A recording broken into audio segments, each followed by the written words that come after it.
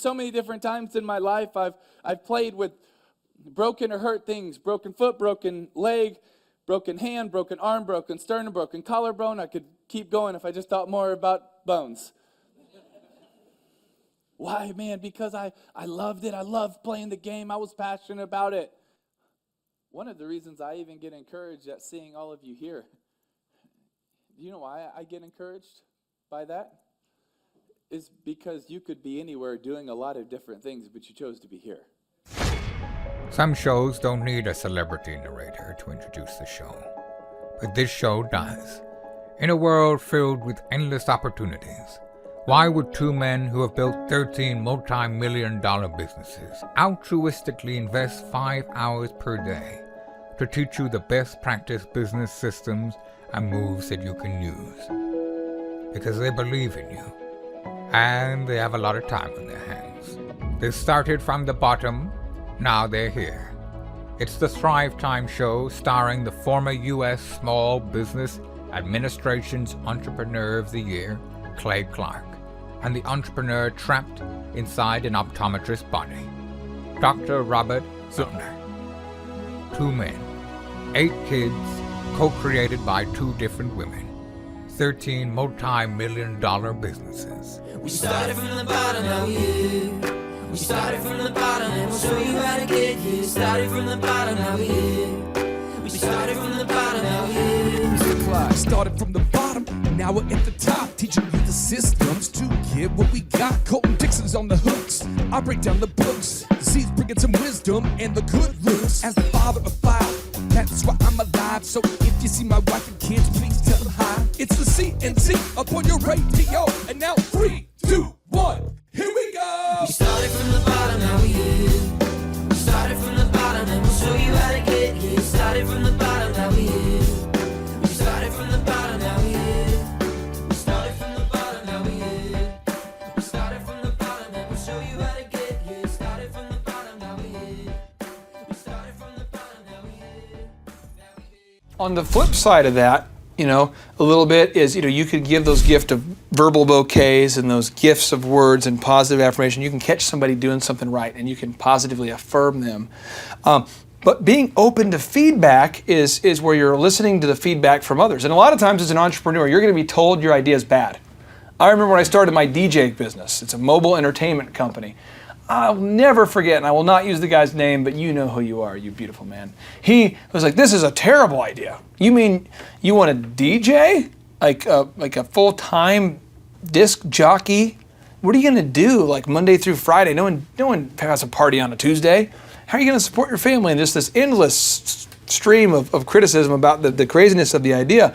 But in that, I had to still be open to feedback from other people. Because I went across the hallway, and Jason White, who's your nephew, I was telling him my idea, and I was kind of, not wanting to hear feedback at that point because I just got this negativity dropped on me. And Jason's like, "I don't like your name of your company, but I do like the name DJ Connection." And I'm going, "What?"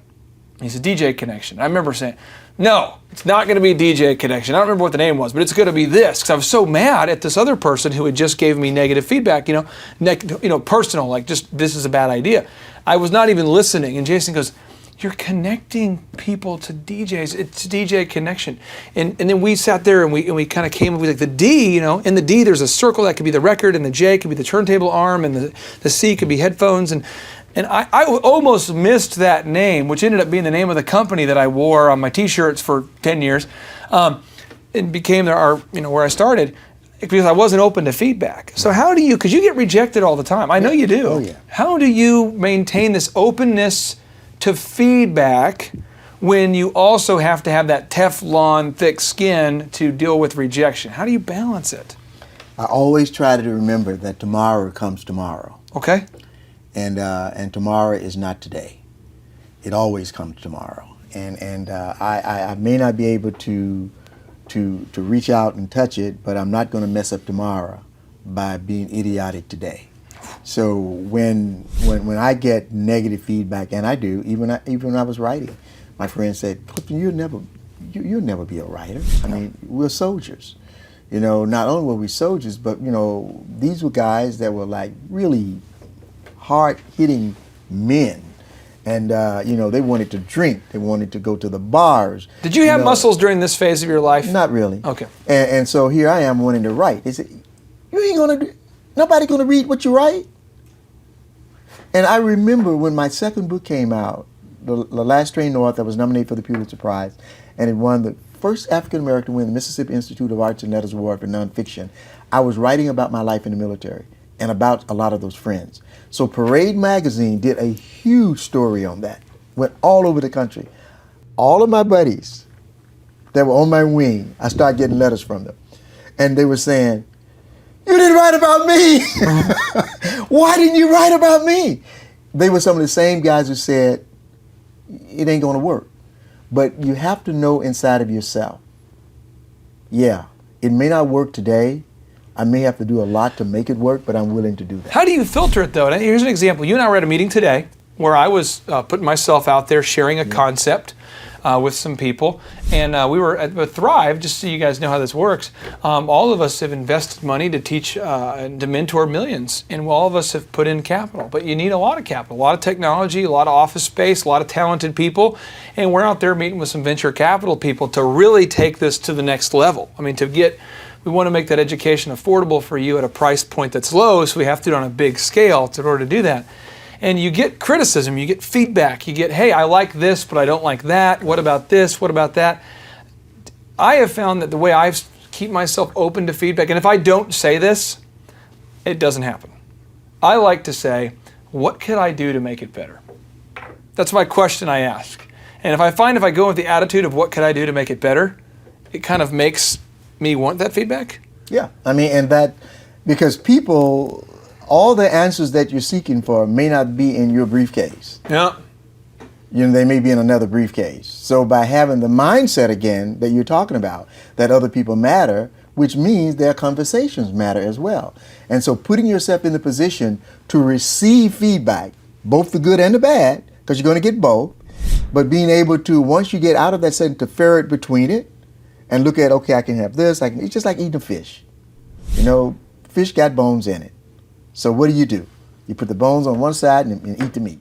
A funny story about eating the wrong part of the food. I got taken out to a nice Indian restaurant a couple years ago, and or Thai. It was a Thai restaurant, and you're not supposed to eat the bamboo shoots, and I did that. Really? Yeah, it was a bad experience. So just don't eat the fish bones, don't eat the bamboo. That's kind of an extra bonus principle. You just want to avoid the fish bones and the bamboo shoots. I don't know about the bamboo, but there's no reason to eat the fish bones. Yeah, don't eat the bamboo. I'm just telling you, there's some problems that come with that. So just be careful. It's a dangerous world out there. Now, the next one is do not accept what you do not desire. Now, explain that one to me. Well, here's what my wife. This is what my wife says. My wife says, "Honey, I want to put in." I want to put in a home office here, and then I would like you to be home at 6, 6 o'clock, And in my mind, 6 is like 16. So you want me home at like 2 in the morning?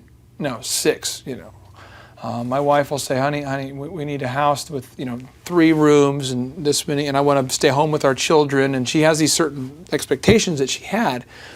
And I found that when she would kind of push back when I would try to settle for something less than the ideal, when I tried to share the idea that I had to work till 10 o'clock 7 days a week, or when I would try to say we could just live in a really, really small house, or when I would try to explain to her that my company couldn't grow because I'm a DJ and you can't teach people to be funny, she would never accept it. Or at Disney, when the staff, Lee Cockrell, managed 47,000 employees, he's a Thrive mentor at Disney World. He said that, you have to push back against the desire to have a filthy place, because an amusement park can get gross really quickly, right. But yet he wouldn't accept it. And in your world, I've noticed that most people are not successful authors. Let's be real. Yeah. For every one successful author, there's 1,000 that aren't, or hundreds? Yeah. And you refuse to accept that you had written a book that would not sell. Yeah, well, as you know, I just have a new book now that's coming out. Yeah. And I'm telling myself, I said, this book is for the world, period. Period. I mean, I'm not stopping at a city, a state, or whatever. I'm saying this book, this conversation is for the world, and that's why I wrote it. But you don't accept it. You just say, if somebody says, well, this book, we'll just put it on this little shelf in this little bookstore and maybe sell a few copies. You don't accept it. No.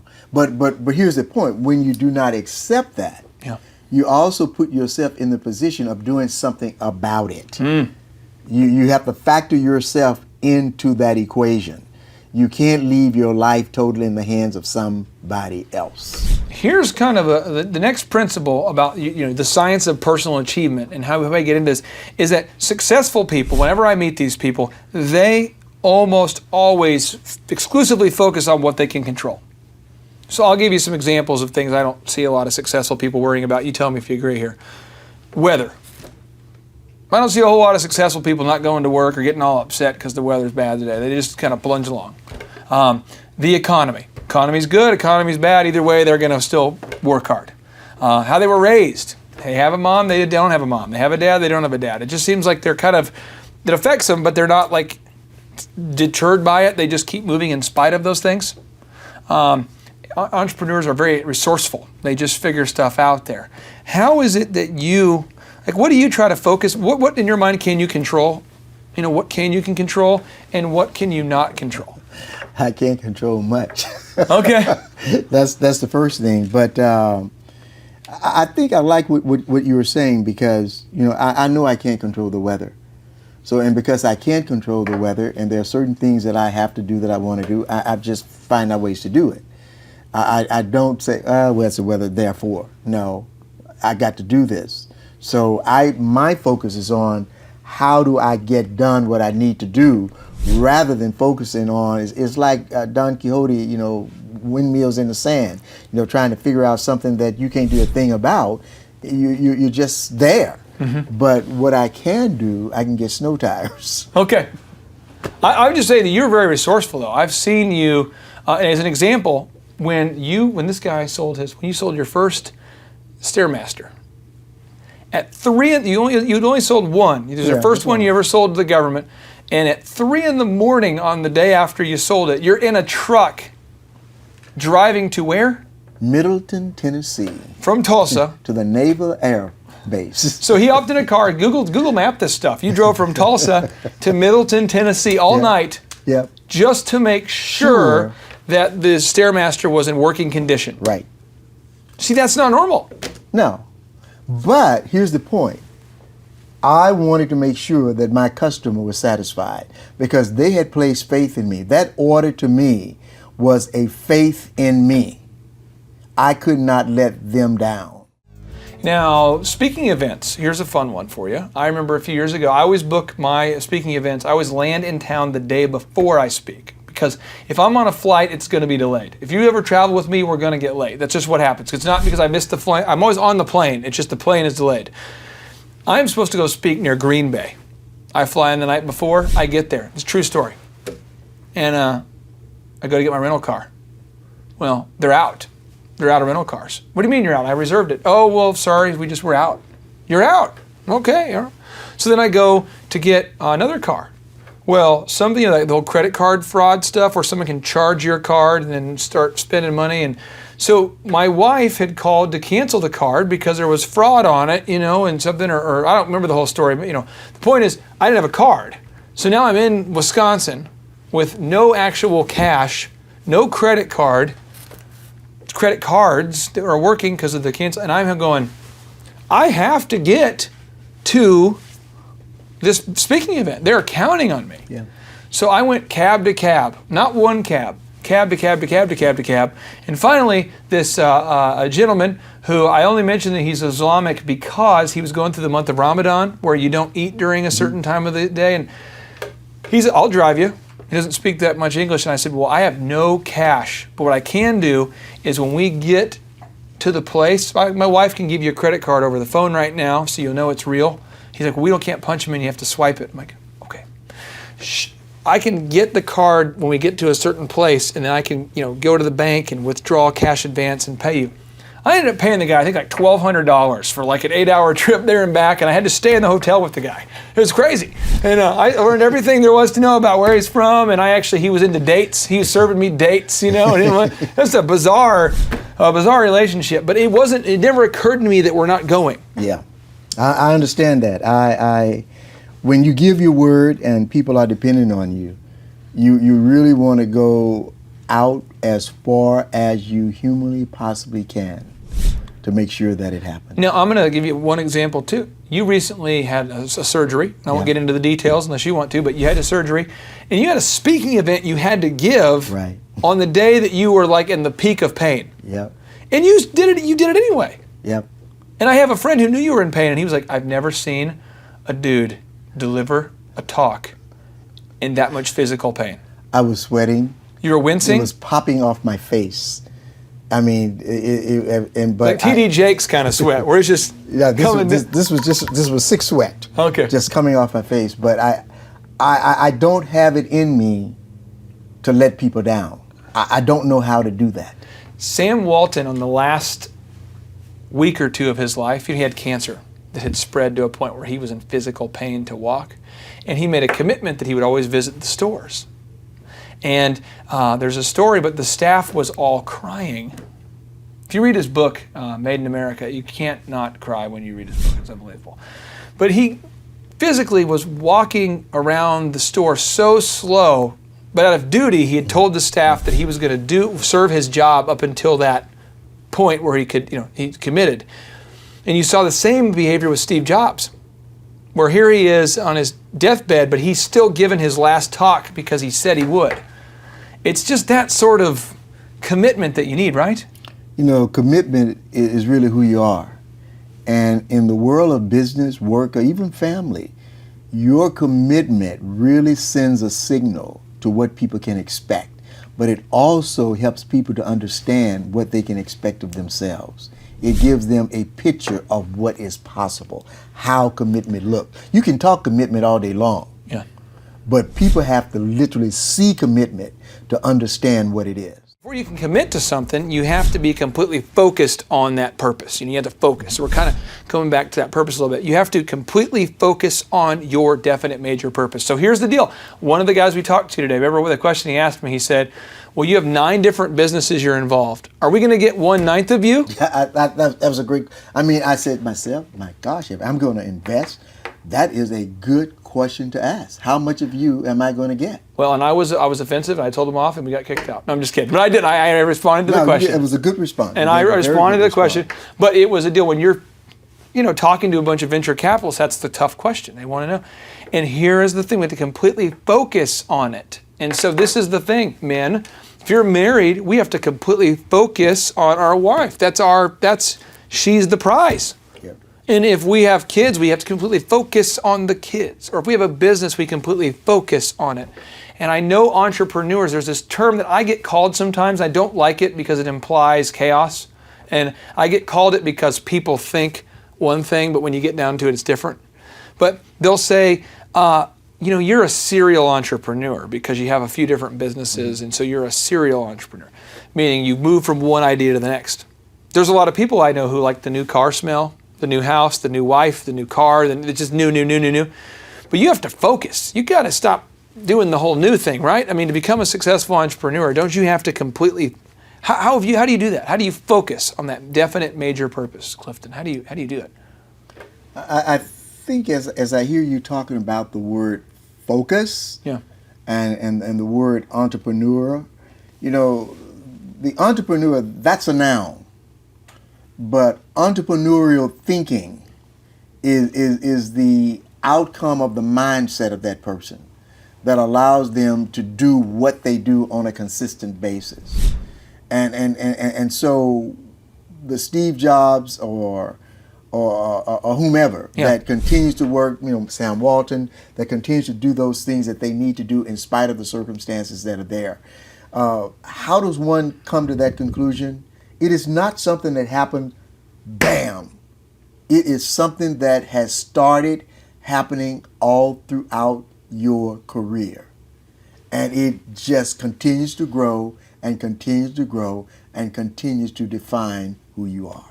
There is a gentleman today who I called at 4 in the morning. I think it was 4 in the morning, about 4 in the morning. I called and said, hey, here's the deal.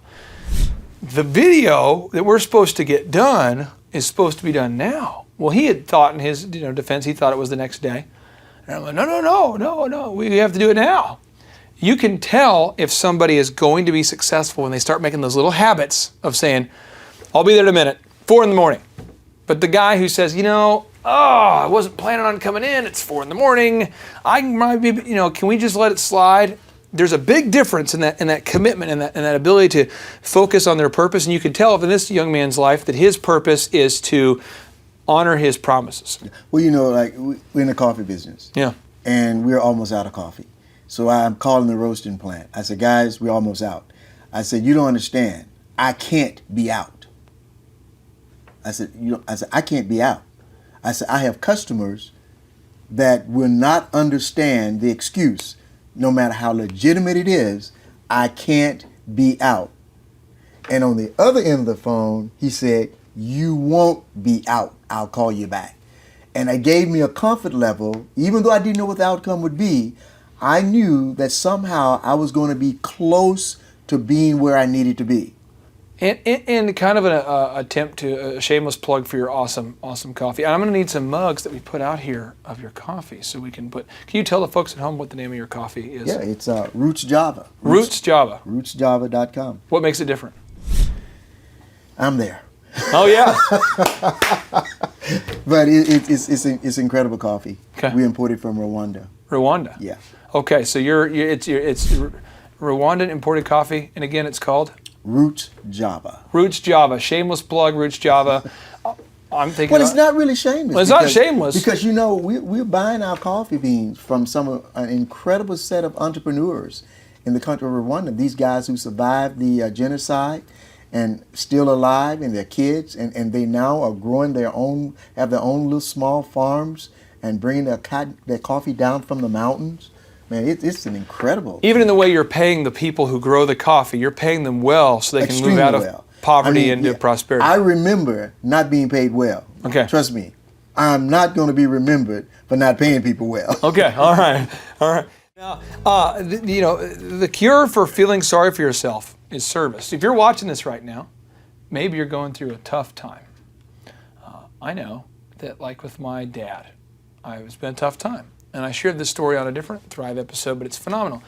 On the day that we found out some bad news about my dad's cancer, another guy who works in our office, his father had passed away at the exact time that where I'm finding out about his dad was in great health and he just dies.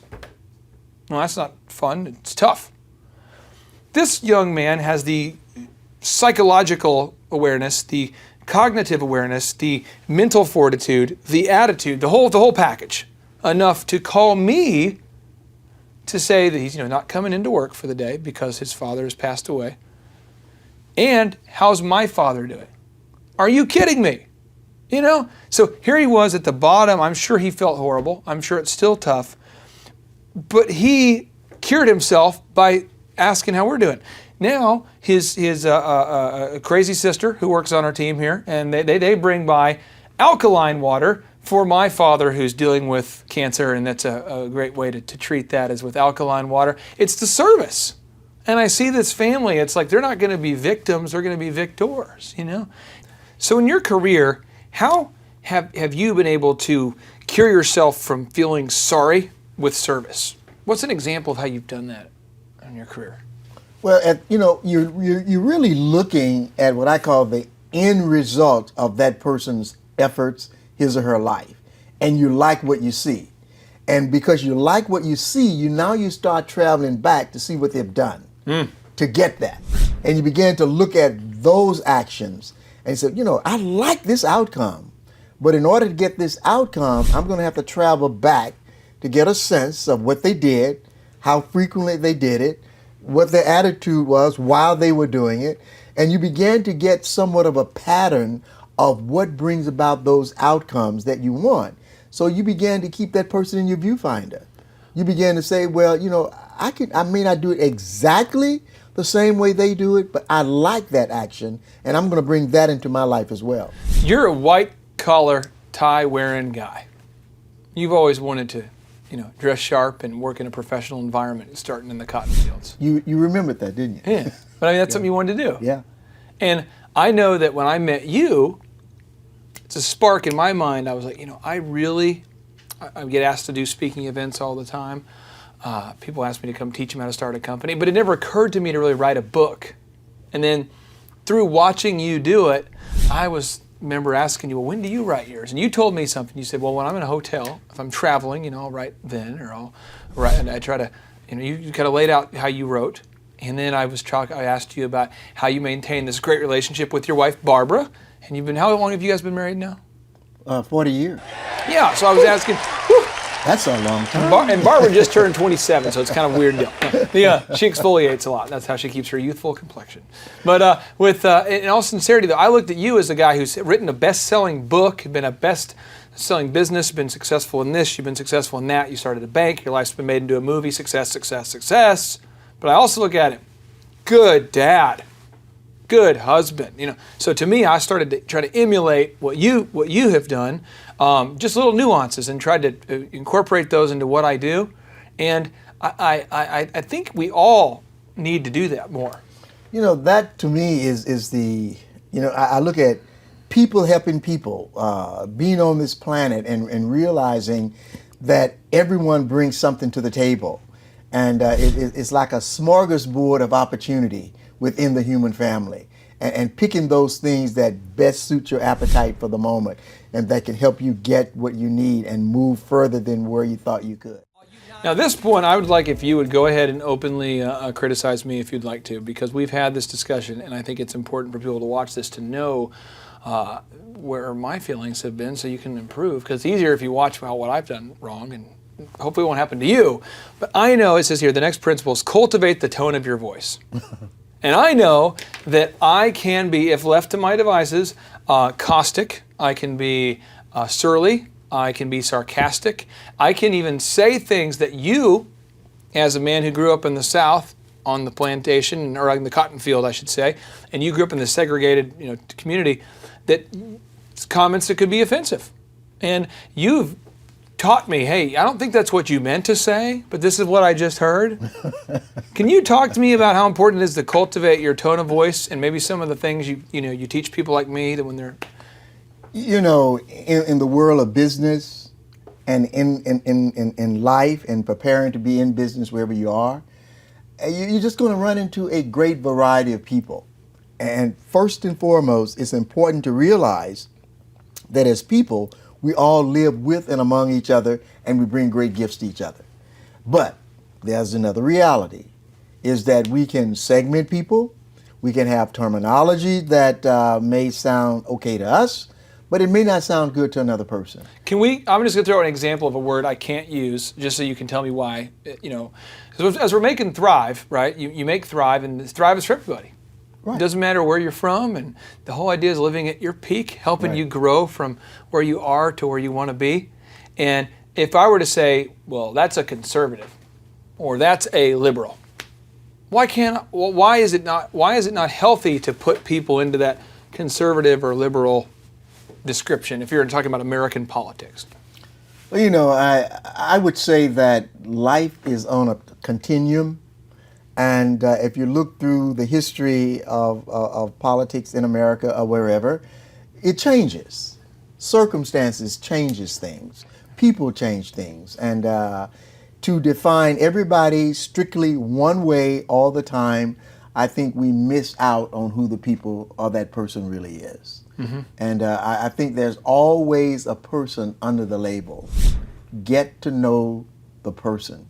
When I buy something from the store, we use, and it comes in a jar, a mason jar, we usually take the label off and wash the label away because we got the stuff that's in it. It's gone. It's the stuff that's in it that's important, not the label. Mm. And people are more important than the labels we give them. So how would you recommend that we cultivate our tone of voice? Is it just being self-aware and making sure that you're really using the words that you mean when you say, or you're cultivating, is it just being self-aware of how you say things and how you say things and what you say? I think there's a word called empathy. Empathy. And that's a new word. Yeah, that's a word called empathy. You're placing yourself in another person's shoe. You're placing yourself in another person's table. Mm. So you beginning to think in terms of if I were there, what would that do to me, or what would that say to me?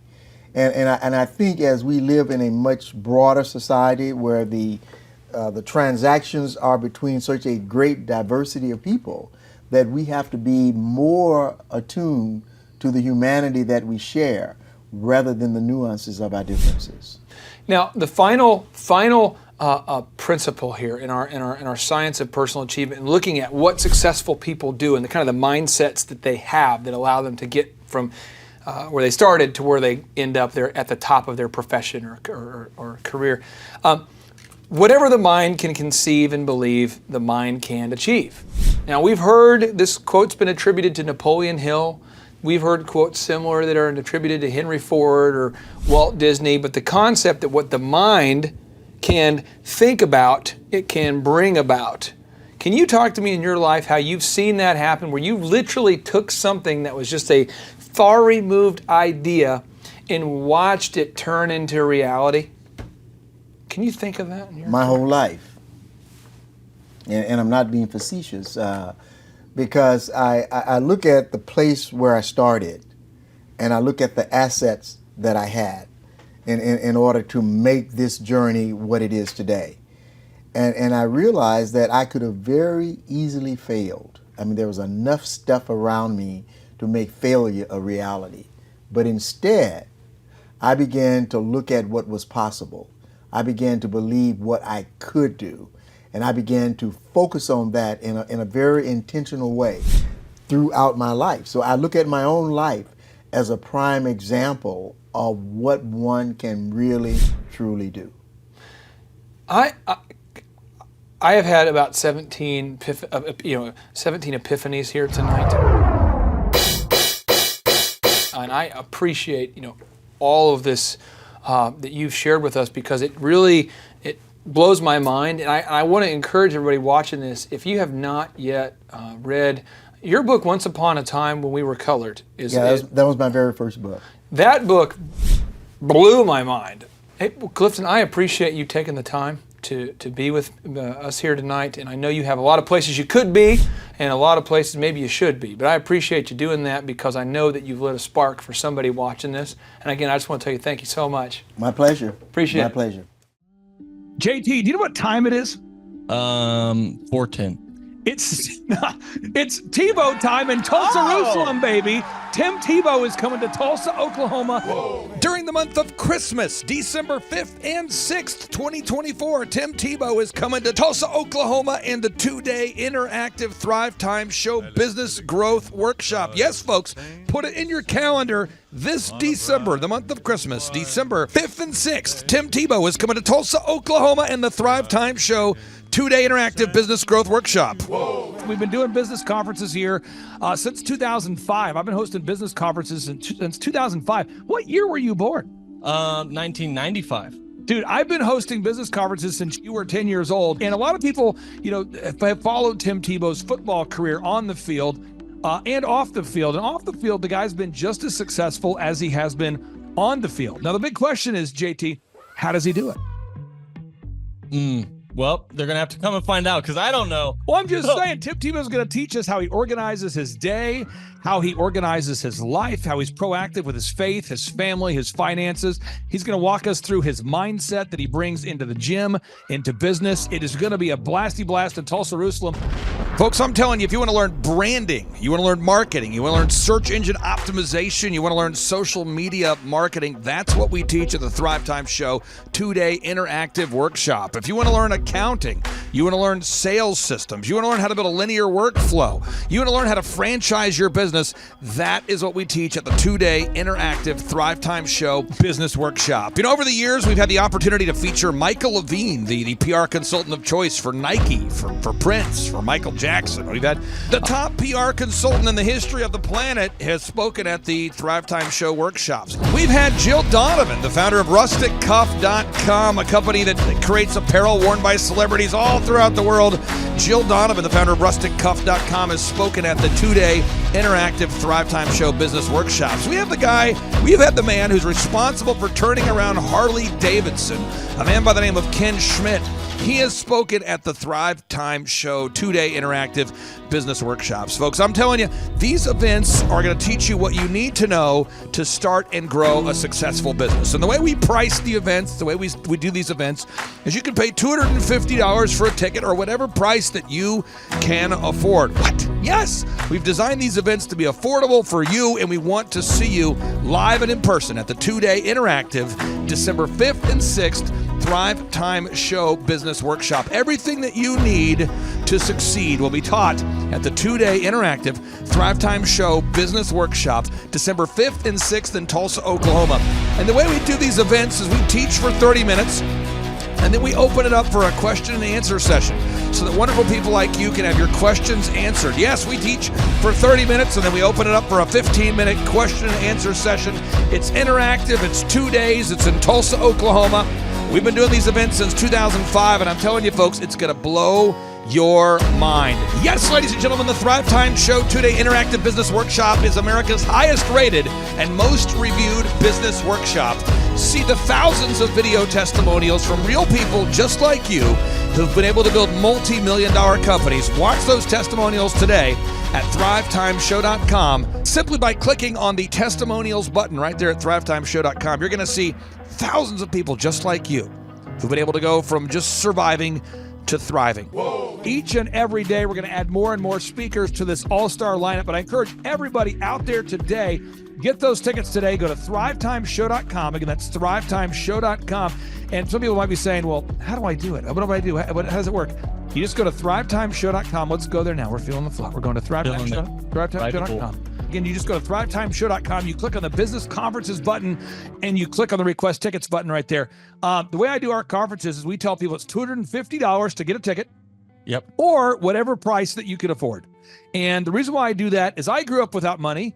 JT, you're in the process of building a super successful company. Did you start out with $1 million in the bank account?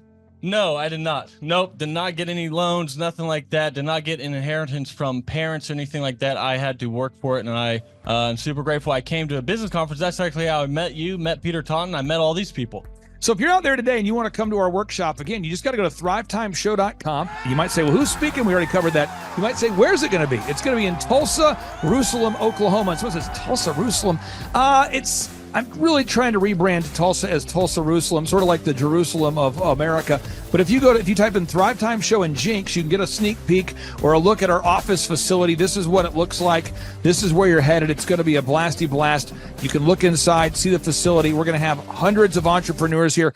It is going to be packed. Now, for this particular event, folks, the seating is always limited because my facility isn't a limitless convention center. You're coming to my actual home office, and so it's going to be packed. Who? You're going to come. Who? You? I'm talking to you. You can just get your tickets right now at thrivetimeshow.com. And again, you can name your price. We tell people it's $250 or whatever price you can afford. And we do have some select VIP tickets, which gives you an access to meet some of the speakers and those sorts of things. And those tickets are $500. It's a 2-day interactive business workshop, over 20 hours of business training. We're going to give you a copy of my newest book, The Millionaire's Guide to Becoming Sustainably Rich. You're going to leave with a workbook. You're going to leave with everything you need to know to start and grow a super successful company. It's practical, it's actionable, and it's Tebow time right here in Tulsa, Jerusalem. Get those tickets today at thrivetimeshow.com. Again, that's thrivetimeshow.com. Hello, I'm Michael Levine, and I'm talking to you right now from the center of Hollywood, California, where I have represented over the last 35 years 58 Academy Award winners, 34 Grammy Award winners, 43 New York Times bestsellers. I've represented a lot of major stars, and I've worked with a lot of major companies. And I think I've learned a few things about what makes them work and what makes them not work. Now, why would a man living in Hollywood, California, in the beautiful sunny weather of LA, come to Tulsa? Because last year I did it, and it was damn exciting. Clay Clark has put together an exceptional presentation, really life-changing, and I'm looking forward to seeing you then. I'm Michael Levine. I'll see you in Tulsa. Thrivetime Show 2-day interactive business workshops are the world's highest rated and most reviewed business workshops because we teach you what you need to know to grow. You can learn the proven 13-point business systems that Dr. Zellner and I have used over and over to start and grow successful companies. I mean, we get into the specific steps on what you need to do to optimize your website. We're going to teach you how to fix your conversion rate. We're going to teach you how to do a social media marketing campaign that works. How do you raise capital? How do you get a small business loan? We teach you everything you need to know here during a 2-day, 15-hour workshop. It's all here for you. You work every day in your business, but for 2 days you can escape and work on your business and build these proven systems so now you can have a successful company that will produce both the time freedom and the financial freedom that you deserve. You're going to leave energized, motivated, but you're also going to leave empowered. The reason why I've built these workshops is because as an entrepreneur, I always wish that I had this. And because there wasn't anything like this, I would go to these motivational seminars, no money down, real estate, Ponzi scheme, get motivated seminars, and they would never teach me anything. It was like you went there and you paid for the big chocolate Easter bunny, but inside of it, it was a hollow nothingness. And I wanted the knowledge, and they're like, oh, but we'll teach you the knowledge after our next workshop. And the great thing is we have nothing to upsell. At every workshop, we teach you what you need to know. There's no one in the back of the room trying to sell you some next big get-rich-quick, walk-on-hot coals product. It's literally, we teach you the brass tacks, the specific stuff that you need to know to learn how to start and grow a business. And I encourage you to not believe what I'm saying, and I want you to Google the Z66 auto auction. I want you to Google elephant in the room. Look at Robert Zellner and Associates. Look them up and say, are they successful because they're geniuses, or are they successful because they have a proven system? When you do that research, you will discover that the same systems that we use in our own business can be used in your business. Come to Tulsa, book a ticket, and I guarantee you it's going to be the best business workshop ever, and we'll even give you your money back if you don't love it. We've built this facility for you, and we're excited to see you. And now you may be thinking, what does it actually cost to attend an in-person 2-day interactive Thrivetime Show business workshop? Well, good news. The tickets are $250 or whatever price that you can afford. What? Yes, they're $250 or whatever price you can afford. I grew up without money, and I know what it's like to live without money. So if you're out there today and you want to attend our in-person 2-day interactive business workshop, all you got to do is go to thrivetimeshow.com to request those tickets. And if you can't afford $250, we have scholarship pricing available to make it affordable for you. I learned at the Academy in Kings Point in New York. Acta non verba. Watch what a person does, not what they say. Whoa. Good morning, good morning, good morning. Robert Kiyosaki, the Rich Dad Radio Show. Today I'm broadcasting from Phoenix, Arizona, not Scottsdale, Arizona. They're close, but they're completely different worlds. And we have a special guest today. Definition of intelligence is if you agree with me, you're intelligent. And so this gentleman is very intelligent. I've done this show before also, but very seldom do you find somebody who lines up on all counts. And it's a Mr. Clay Clark. He's a friend of a good friend, Eric Trump. But we're also talking about money, bricks, and how screwed up the world can get in a few and a half hour. So Clay Clark is a very intelligent man, and there's so many ways we could take this thing. But I thought, since you and Eric are close, Trump, what were you saying about what Trump can't, what Donald, who's my age, and I can say or cannot say? First of all, I have to honor you, sir. I want to show you what I did to one of your books here. There's a guy by the name of Jeremy Thorne, who was my boss at the time. I was 19 years old, working at Faith Highway. I had a job at Applebee's, Target, and DirecTV. And he said, have you read this book, Rich Dad, Poor Dad? And I said, no. And my father, may he rest in peace, he didn't know these financial principles. So I started reading all of your books and really devouring your books. And I went from being an employee to self-employed to the business owner to the investor. And I owe a lot of that to you. And I just wanted to take a moment to tell you thank you so much for allowing me to achieve success. And then I'll tell you all about Eric Trump. But I just want to tell you thank you, sir, for changing my life. But not only that, Clay, thank you, but you become an influencer. More than anything else, you've evolved into an influencer where your word has more and more power. So that's why I congratulate you on becoming. Because as you know, there's a lot of fake influencers out there, too, or bad influencers. Yeah. So anyway, I'm glad you and I agree so much. And thanks for reading my books. Yeah. That's the greatest thrill for me today. Not a thrill, but recognition is when people, young men especially, come up and say, I read your book, changed my life, I'm doing this, I'm doing this, I'm doing this. I learned at the Academy, Kings Point in New York, acta non verba. Watch what a person does, not what they say. Whoa,